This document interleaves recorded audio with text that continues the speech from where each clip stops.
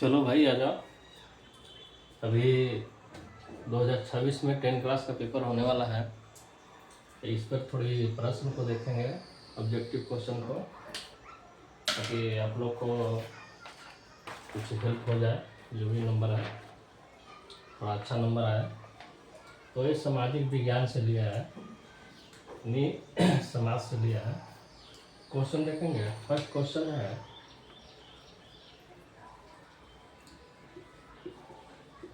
राष्ट्रवाद।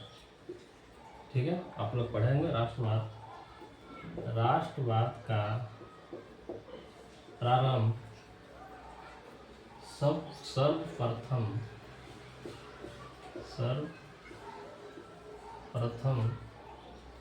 किस देश में हुआ? किस देश में हुआ? ठीक है, ऑप्शन है, ए में है जर्मनी, बी में है इटली, और सी में है फ्रांस, और डी में है इंग्लैंड। देखो, बोल रहा है क्वेश्चन कि राष्ट्रवाद का प्रारंभ सर्वप्रथम किस देश में हुआ। तो ये क्वेश्चन में आंसर तो झलक रहा है सीधा फ्रांस में। आप लोग पढ़े होंगे, आप लोग को भी याद होगा। तो एग्जाम टाइम में थोड़ा सा क्वेश्चन को पहले पढ़ के समझ लीजिएगा, उसके बाद में टिक मारिएगा और उत्तर दीजिएगा उसमें। ठीक है, नेक्स्ट क्वेश्चन देखेंगे। नेक्स्ट क्वेश्चन है, फ्रांस की क्रांति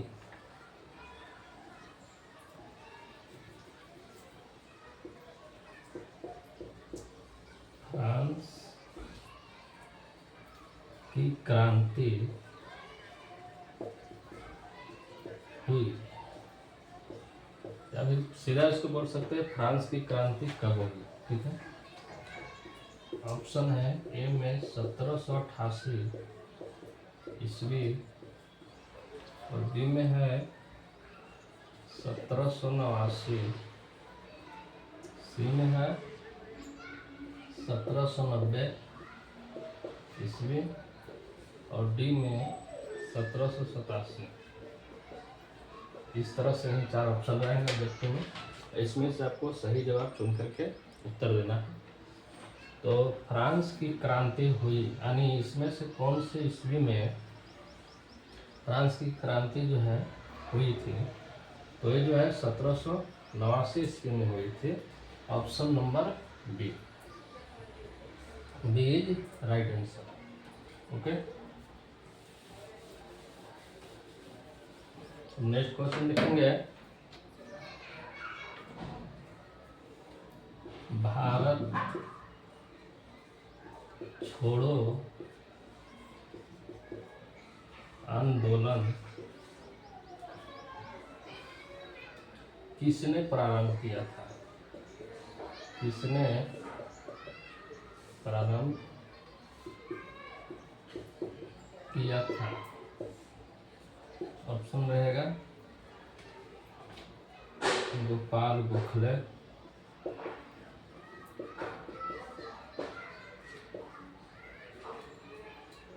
बी में बाल गंगाधर तिलक, नेक्स्ट है सुभाष चंद्र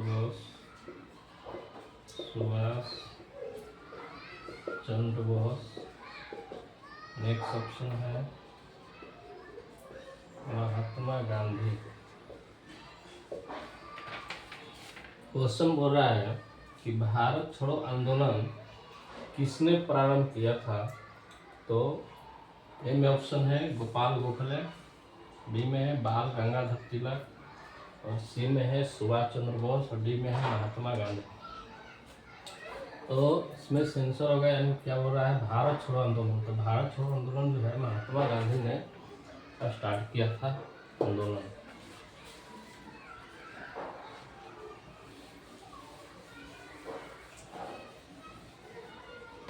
ठीक है, नेक्स्ट क्वेश्चन क्या है और चलेंगे। चोरी चोरा कांड किस वर्ष घटित हुआ? किस वर्ष घटित हुआ? ए में ऑप्शन है 1920, बी में ऑप्शन है 1921, सी में ऑप्शन है 1922 और डी में ऑप्शन है 1925। ये सभी ईस्वी लगा हुआ है ना, कौन सा ईस्वी में घटित हुआ? ओके, पूछ रहा है क्या? चोरी चोरा कांड पूछ रहा है। चोरी चोरा कांड जो है किस वर्ष घटित हुआ? तो ये घटित हुआ था 1922 ईस्वी में। ओके,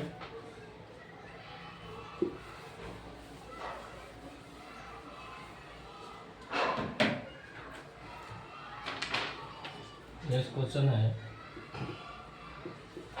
हिंद स्वराज पुस्तक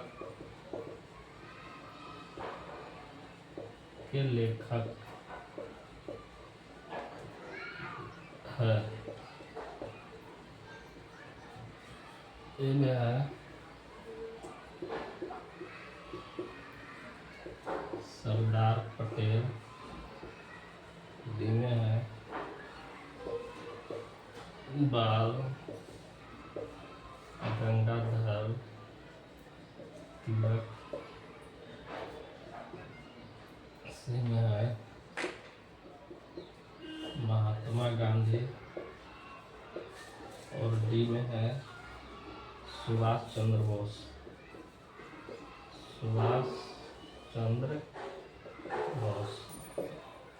अब देखो, हिंद स्वराज पुस्तक का लेखक, तो हिंद स्वराज पुस्तक लेखक ऑप्शन है ए में सरदार पटेल, बी में बाल गंगाधर तिलक, सी में महात्मा गांधी और डी में है सुभाष चंद्र बोस। तो इसमें से जो सही ऑप्शन होगा तो ये हिंद स्वराज जो पुस्तक है ये महात्मा गांधी ने लिखा था। Option number C. कौन से? Option number C, Mahatma Gandhi. Okay, next question है करो या मरो। करो या मरो का नारा किसने दिया? करो या मरो का नारा किसने दिया? ए में सुभाष चंद्र बोस, बी में है चंद्रशेखर आजाद, चंद्रशेखर आजाद, सी में है भगत सिंह और डी में है महात्मा गांधी।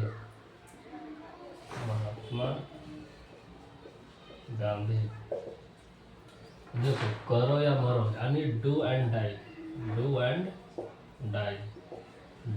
ये करो या मरो का नारा जो है महात्मा गांधी ने ये नारा दिया था।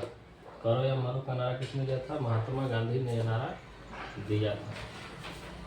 अच्छे से नोट करियो और याद रखो और एग्जाम हॉल में प्रश्न को समझ के उत्तर दिया करो। ओके, नेक्स्ट क्वेश्चन है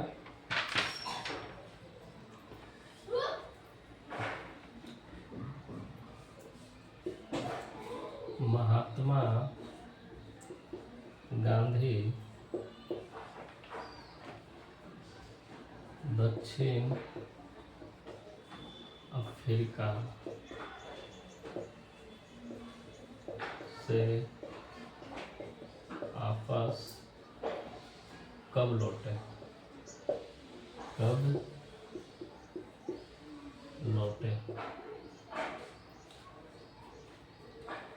ऑप्शन है 1914 ईस्वी में, बी में 1915 ईस्वी में, सी में 1918 ईस्वी में, 1918 ईस्वी में, डी में 1919 ईस्वी में।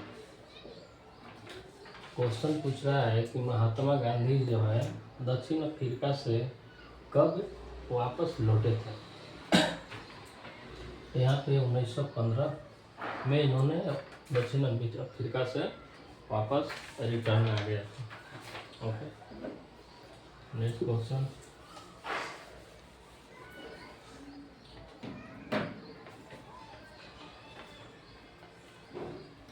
वंदे मातरम, वंदे मातरम गीत किसके द्वारा लिखा गया?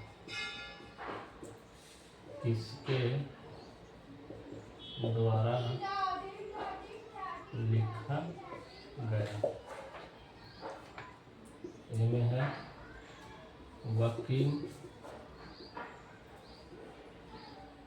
चंद्र चटर्जी, ठीक है, चटर्जी नहीं, उनको उपाध्याय भी बोलते हैं। बंकिम चंद्र चट्टोपाध्याय।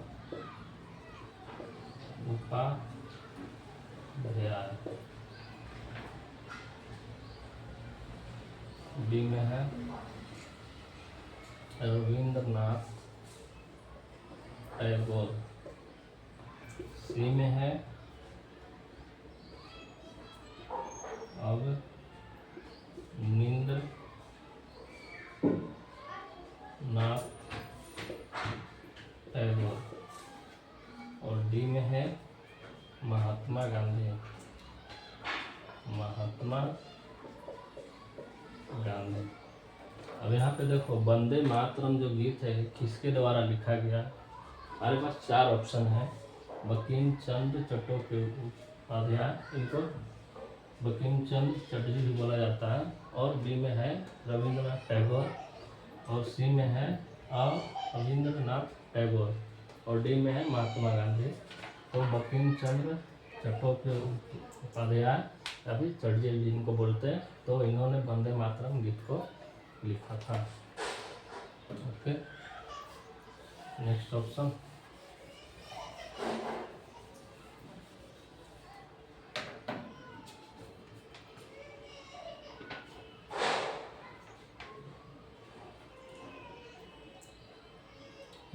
क्वेश्चन है 13 अप्रैल 1919 किस घटना से संबंधित है? किस घटना से संबंधित है? अभी देखो ये थोड़ा लंबा है, इसमें ऑप्शन, इसलिए डायरेक्ट इसका आंसर दूंगा। कहता है कि 13 अप्रैल 1919 ईस्वी जो है किस घटना से संबंधित है? तो 13 अप्रैल 1919 ईस्वी में जो है जालियांवाला बाग कांड, जालियांवाला बाग हत्याकांड भी इसको बोल सकते हैं, हत्याकांड। ये अमृतसर में हुआ था जालियांवाला बाग, 13 अप्रैल 1919 ईस्वी को घटित हुआ था। ओके,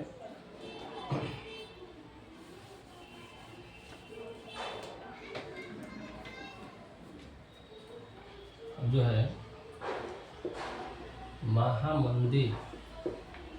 महामंदी का प्रारंभ किस वर्ष हुआ? किस वर्ष हुआ? इनमें ऑप्शन है 1919 ईस्वी, 1919 ईस्वी। बी में ऑप्शन है 1924 ईस्वी। सी में ऑप्शन है 1929 ईस्वी, और डी में ऑप्शन है 1934 ईस्वी। 1934 ईस्वी। देखो मंदिर किस वर्ष प्रारंभ हुआ था? ये जो है ऑप्शन नंबर सी 1929 ईस्वी को ये प्रारंभ हुआ था। ओके,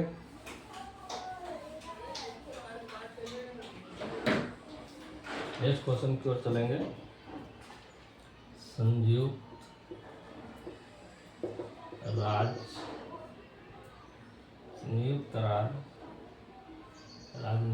होगा, ठीक है। संयुक्त राष्ट्र संघ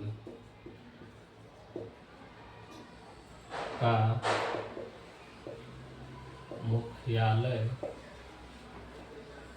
कहाँ पर स्थित है? कहाँ पर स्थित है? Option number A Washington, B में है जिनेवा, सी में है न्यूयॉर्क और डी में है ऑस्ट्रेलिया। डी में ऑस्ट्रेलिया। संयुक्त राष्ट्र संघ का मुख्यालय कहाँ है? तो ये है जो है न्यूयॉर्क में है, यानी संयुक्त राष्ट्र संघ का मुख्यालय कहाँ पड़ा? न्यूयॉर्क में पड़ा।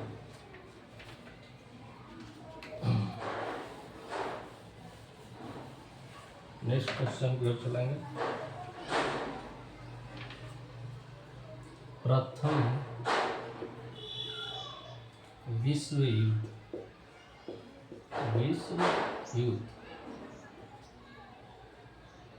प्रारंभ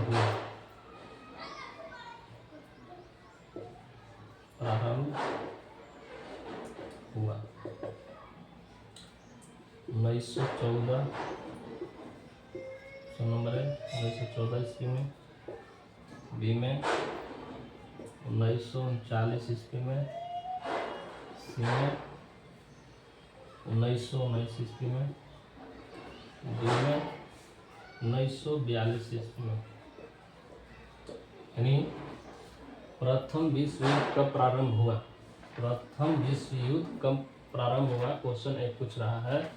तो इसका ऑप्शन हो जाएगा 1914 ईस्वी में प्रथम विश्व युद्ध प्रारंभ हो गया था। ओके, अगले प्रश्न को चलेंगे। 13 क्वेश्चन हो गया है, आज टोटल 25-26 क्वेश्चन कराएंगे। नेक्स्ट क्वेश्चन है भूमि एक डॉट संसाधन है। पहला में प्राकृतिक, बी में है मानव निर्मित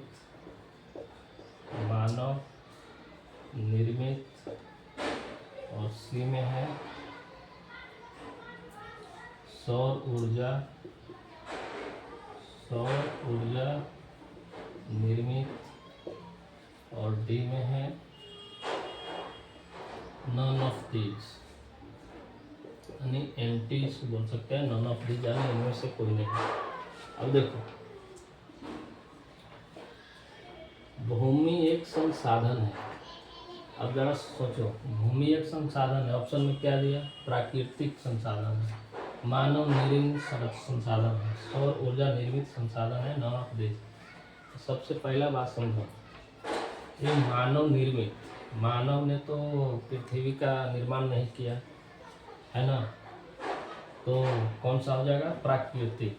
ये प्राकृतिक संसाधन है, प्राकृतिक के द्वारा पृथ्वी का निर्माण हुआ, इसलिए भूमि एक प्राकृतिक संसाधन होगा। ठीक है, ऑप्शन नंबर ए। अगला क्वेश्चन है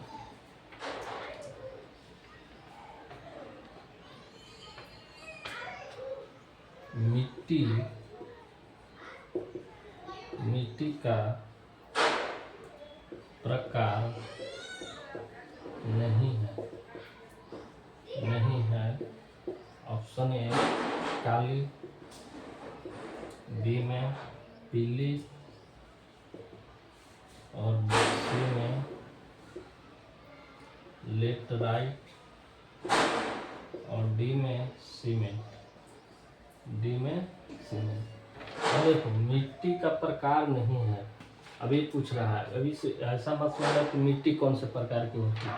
तो मिट्टी देखो, मिट्टी जो है काली मिट्टी भी होती है, पीली मिट्टी भी होती है और लेटराइट मिट्टी भी होती है। तो ये तीनों मिट्टी के प्रकार है, यानी प्रकार यानी रंग। तो यहाँ पे मिट्टी का प्रकार नहीं है, तो कौन है, ये सीमेंट है। सीमेंट मिट्टी का प्रकार नहीं है, तो यहाँ पे option number D right answer. Okay, next question.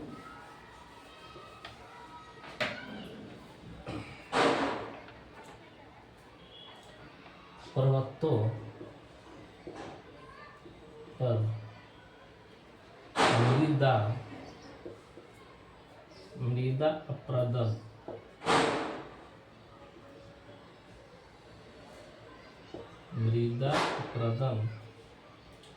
का साधन है कहाँ पे, पर्वतों पर। ठीक है, पर्वतों पर। ऑप्शन नंबर ए पवन,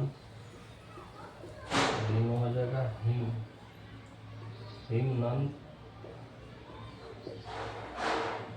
सी में हो जाएगा जल और डी में हो जाएगा पशुचारण। अब देखो पर्वतों पर मृदा का साधन है, तो किसका हो जाएगा ये, हिमनद का होगा। किसका होगा, हिमनद का साधन है पर्वतों पर। ठीक है, अगला प्रश्न देखेंगे।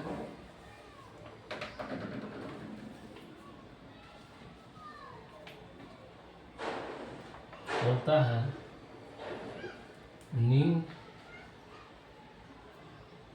में से किस राज्य में काली मिट्टी पाई जाती है। काली मिट्टी पाई जाती है। ए में ऑप्शन है झारखंड, डी में ऑप्शन है गुजरात, सी में ऑप्शन है राजस्थान और डी में ऑप्शन है बिहार। अब देखो काली मिट्टी पूछा, तो काली मिट्टी किस राज्य में पाया जाता है, इसमें से देना है। तो इसमें से कौन कौन ऑप्शन है, झारखंड है, गुजरात है, बिहार है और राजस्थान है। तो ऑप्शन नंबर सी हो जाएगा राजस्थान। काली मिट्टी कहाँ पाया जाता है, तो राजस्थान में पाया जाता है। ठीक है,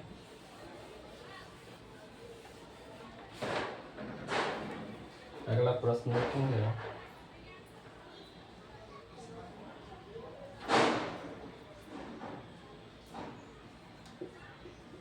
पंजाब में भूमि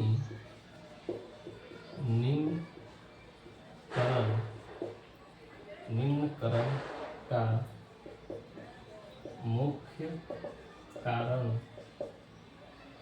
क्या है। कारण क्या है, इनमें ऑप्शन है गहन खेती,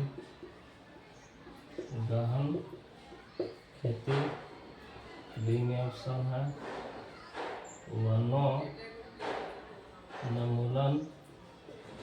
सी में ऑप्शन है अधिक सिंचाई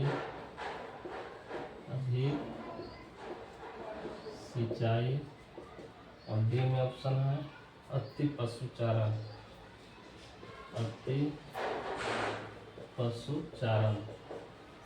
अगला क्वेश्चन सुनिए, कहता है कि पंजाब की जो भूमि है उसका निम्न मुख्य कारण क्या है। तो ऑप्शन है गहन खेती के कारण और वनोन्मूलन के कारण, अधिक सिंचाई के कारण, अति पशुचारण के कारण। तो हमें इसमें से आंसर आएगा अधिक सिंचाई के कारण वहाँ की खेती जो है वो अच्छी है, यानी निम्न करण। ओके,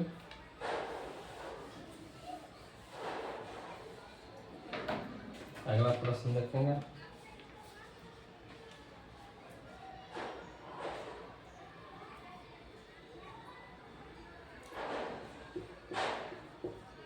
निम्न में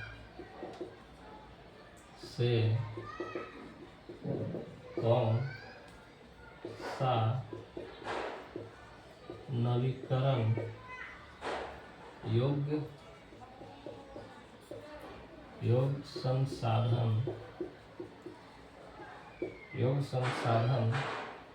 नहीं है, योग संसाधन नहीं है। ऑप्शन नंबर ए पवन ऊर्जा, ऑप्शन नंबर बी जल, ऑप्शन नंबर सी जीवाश्म ईंधन, ऑप्शन नंबर डी वन। अब यहाँ पे देखो प्रश्न को अदा कि निम्न में से कौन सा नवीकरण योग्य संसाधन नहीं है। तो ये जो होता है ऑप्शन, अब पवन ऊर्जा भी संसाधन है, जल भी संसाधन है और वन भी संसाधन है, लेकिन ये जो है जीवाश्म ईंधन है, ये नवीकरण योग्य संसाधन नहीं है। ओके, अगले प्रश्न की ओर चलेंगे।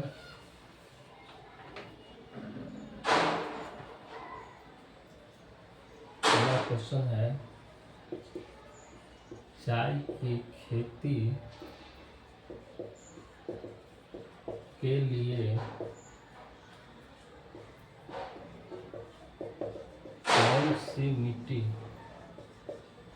कौन सी मिट्टी उपयुक्त है?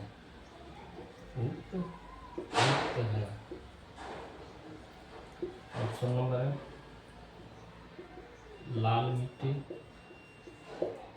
ऑप्शन नंबर बी जलोढ़ मिट्टी,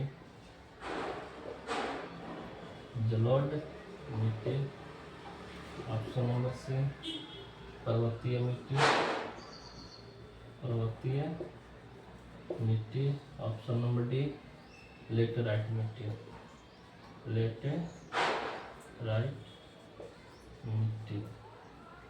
यहाँ देखो गलत हो गया, मिट्टी बच जाएगी। चाय की खेती के लिए कौन सी मिट्टी उपयुक्त है? कौन सी मिट्टी में जो है चाय की खेती अच्छी होती है, यानी की जाती है? तो ये लेटेराइट मिट्टी। कौन सी मिट्टी? लेटेराइट मिट्टी। ठीक है, अगले प्रश्न पर चलेंगे।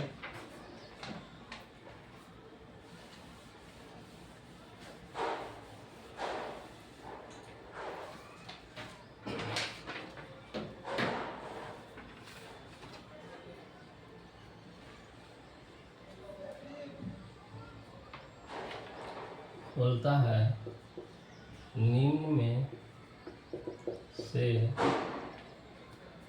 किस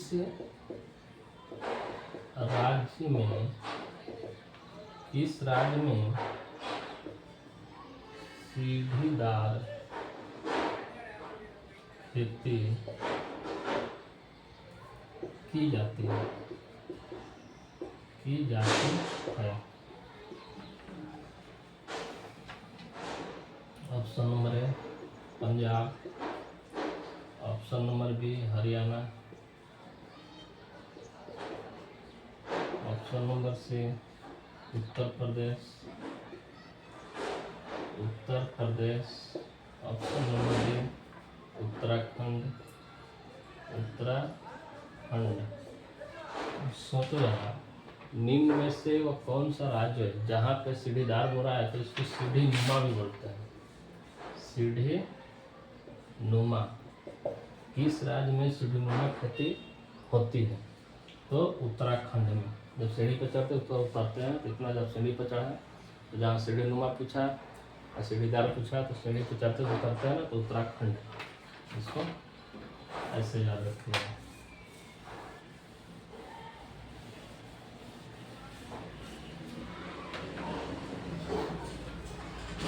अगला प्रश्न है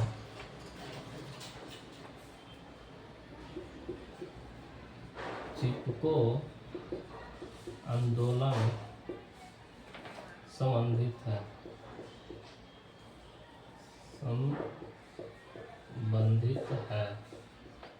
चिपको आंदोलन संबंधित है मृदा संरक्षण में मृदा संरक्षण से बी में वन संरक्षण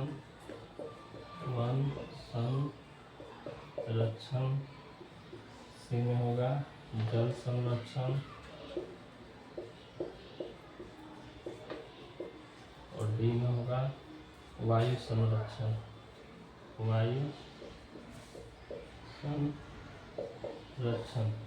अगर देखो चिपको आंदोलन जो है यहाँ पे वो किससे संबंधित है, तो ये जो है चिपको आंदोलन है वन संरक्षण से संबंधित है।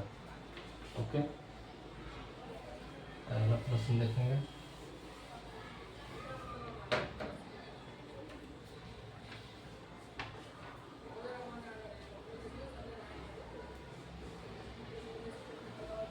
बोलता है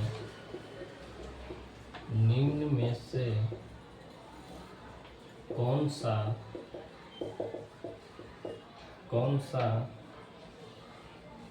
संसाधन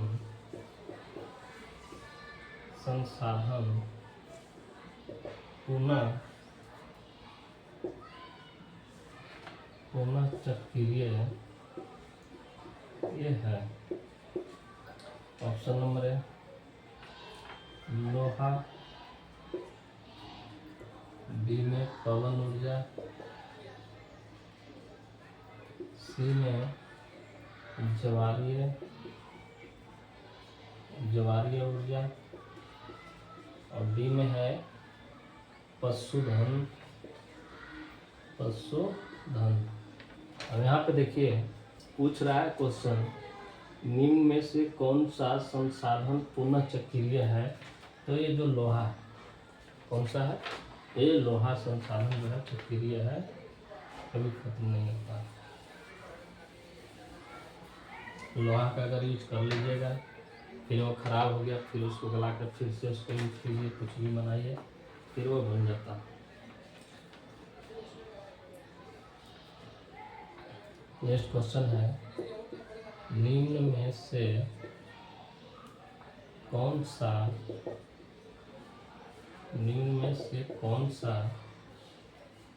एक व्यक्तिगत संसाधन नहीं है।